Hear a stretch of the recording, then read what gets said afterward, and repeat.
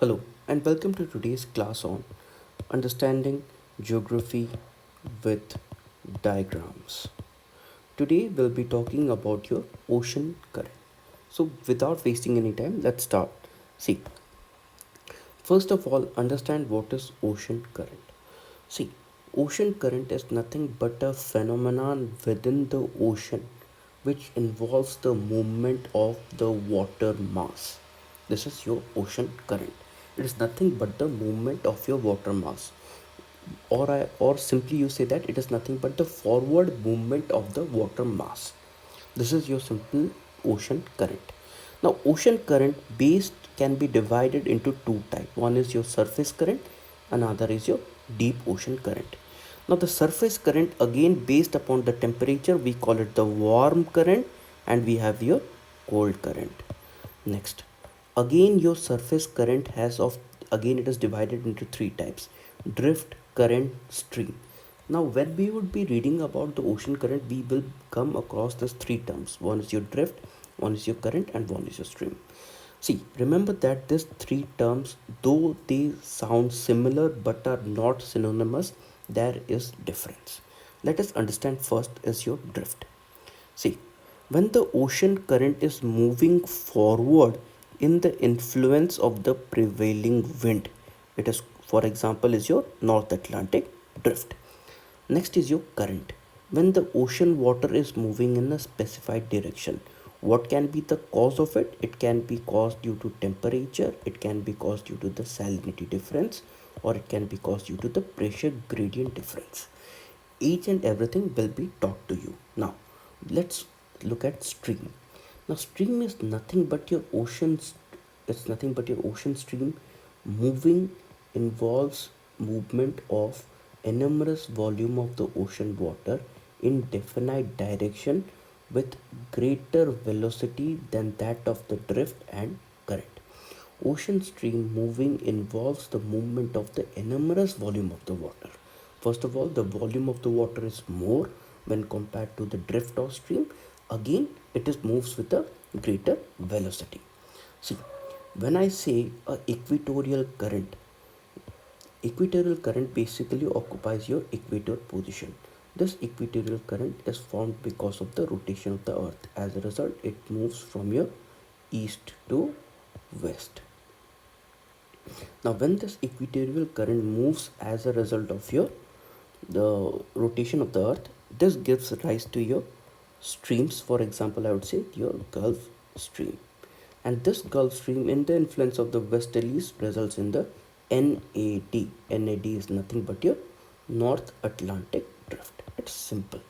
Next, again we know that there are again two currents, that is your warm current and that is your cold current. Now, this is the United States of America, sorry, this is North America. Within this North America, if we have the North Atlantic drift is nothing but your warm current. Then we have the California current, which is your cold current. So basically from this entire diagram, what you see is that the warm current prevails where none other than the eastern coast of the continent or the west coast of the ocean, and the cold current prevails where in the west coast of the continent or in the east coast of the ocean. I hope you got it. Next, now what is the characteristics of this ocean current? See, first of all, the entire water mass moves forward in the ocean current. What basically we had studied in definition. But I want you to understand the difference between the sea waves and the ocean current. See, sea waves, that is normal, you have seen in the seas or in the ocean or in the beaches. Now, the sea waves are nothing. You may, but the basic difference within from the sea wave and the ocean current is that in the sea wave, what happens is that the wave energy is moving, but the water mass is constant. Remember that. What is the wave energy? It means that the wind is moving, the wind transfers its energy into this water, and this energy moves through the water in the wave form. But in actual, what happens, the water never moves. Remember this. There is no movement of the water, where in case of the sea waves there is no movement of the water, but there is movement of the wave energy. Now, But in case of your ocean current, it is not just the energy that is moving but also the water. Hence, it is the water and energy both are in movement. So basically, what is the characteristics of the ocean current? First of all, the entire water mass moves forward in the ocean current. This is the basic characteristics. Again, next, only 2 to 4% of the wind energy is transferred to the sea surface through friction.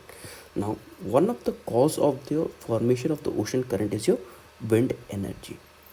This is your sea and this is your wind energy.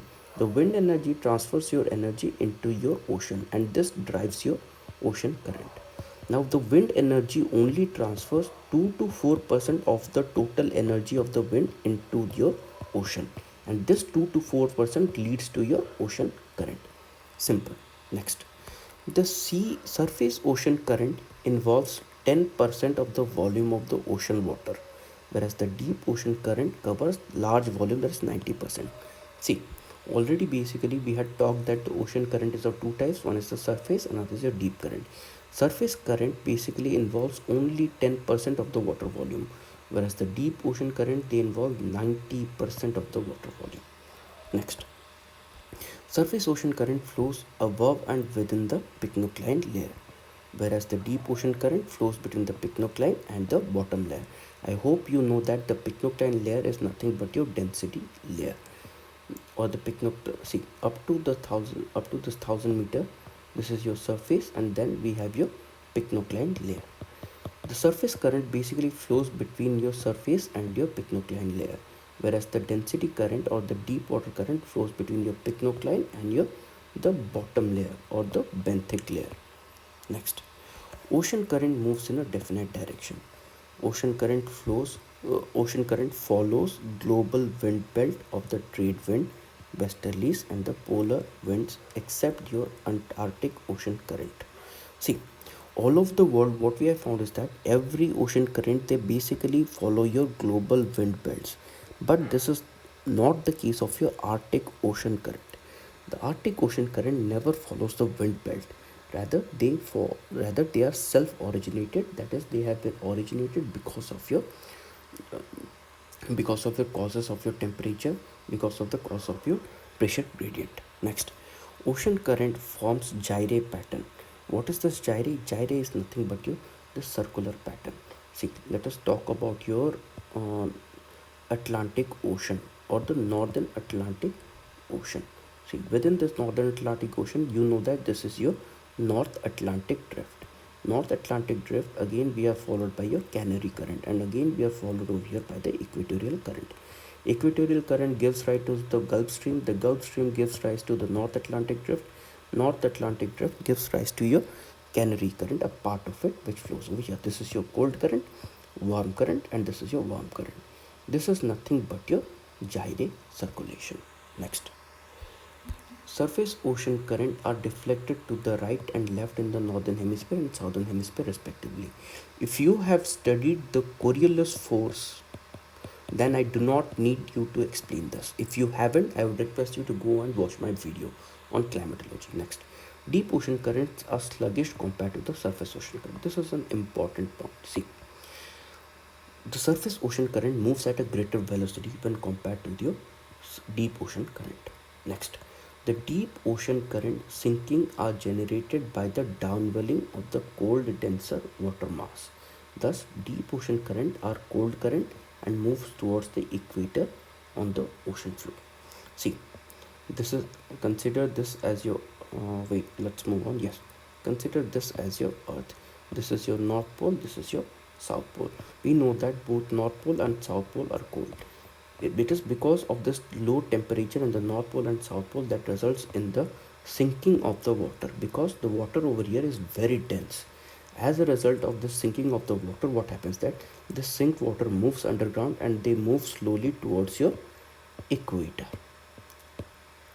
and these are nothing, they basically sink in the cold or in the polar region, hence they are the cold current. I hope you got a clarity of the ocean current and its characteristics.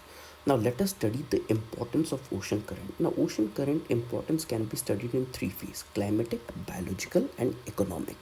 With respect to climatological, number one, as you can see, thermal regulator. That is, they are involved in temperature regulation by transferring heat from equator towards the pole. Remember that equator gets a whole lot of heat.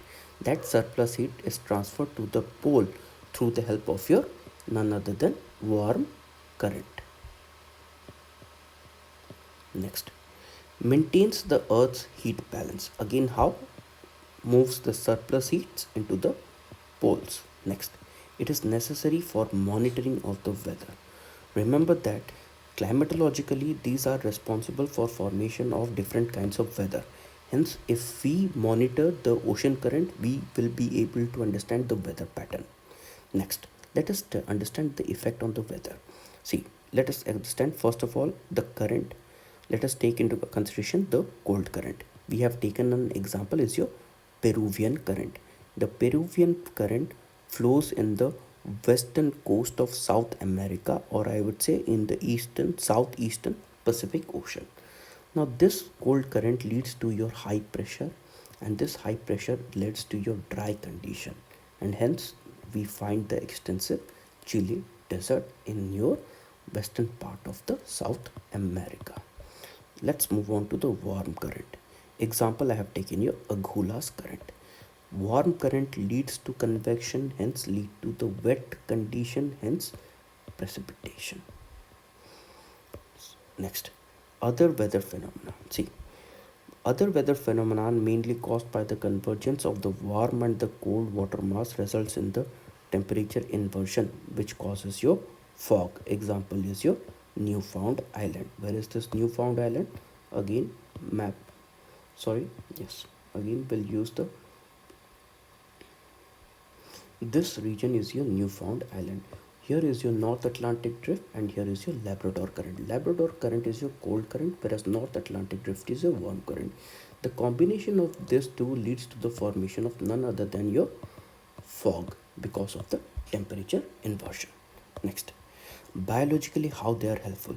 See, biologically they support marine organism. Now they help in the migration of the marine organism. Obviously you can know that the phytoplanktons are nothing but the plants.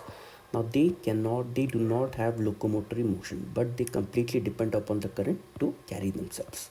Now again, remember that downwelling and upwelling, these are also the things that are promoted by the ocean current.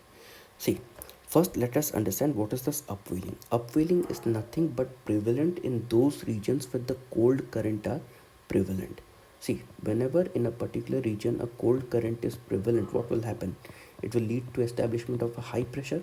Hence high pressure. See, let's get the example of your same, that is your Peruvian current. This is your North America, a rough figure. Within this North America we have your Peruvian yes, we have your Peruvian current. Peruvian current moves from south to north. Now with the movement of this Peruvian current, what it will do is that it will induce a high pressure in this entire zone. As a result, the winds will blow from the land towards the sea. Hence, they will transfer this piled up water over here. And as a result, what happens is that when the water is transferred from here to here, this near the coast, what happens is that upwelling means this water is replaced from the water from below, and this water is nothing but your cold water, which brings a whole lot of minerals with it, and as a result of it, it results in your sustenance or supports your fishes. Next, again there is a downwelling. Downwelling is nothing but what happens is that the ocean current basically carries the nutrient downwards. When does this happen? See, when we have this is your land and this is your water. And when do we have the onshore winds? What they do is that they bring a whole lot of water over here. And as a result of it, this results in your downwelling. Downwelling, what happens is that it results in bringing your oxygen into your benthic zone. Now, what is this benthic zone? It is nothing but the bottom of the ocean is called your benthic zone. Hence, it helps in survival of the organism in the benthic zone. Next, Let us understand the economic point of view. First of all, it supports the fishing activity. Now, you have already heard of the Newfound Island. Now, Newfound Island is the location where the cold Labrador Current meets your North Atlantic Drift. This is also the location where there is rich phytoplanktons, hence rich amount of fish are found in this region. Next, helps in navigation. I hope it's quite understandable. Next, it ports are kept ice free. Now, which ports I say? Now, these are the ports which are located in the high latitude. Again, let us take the example of the North Atlantic drift. The North Atlantic drift, while it moves towards the north, it keeps your Norwegian sea warm and the Norway coast ice free. I hope you know that Norway, Oslo, Finland are nothing but the Scandinavian countries, and this warm ocean current keeps them ice free. I hope you got the concept of the ocean current. In next class, we'll talk about the reasons for the origin of the ocean current. Thank you.